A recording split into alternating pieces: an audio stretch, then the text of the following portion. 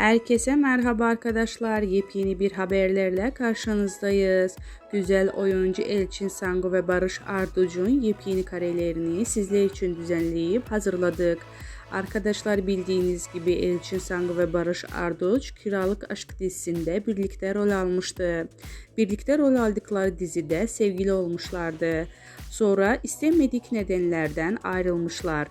Barış ve Arduç ve Elçin Sangu'nun yepyeni ve güzel karelerini sizler için topladık, düzenledik ve hazırladık. Buyurup izleyebilirsiniz. Umarım beğenirsiniz.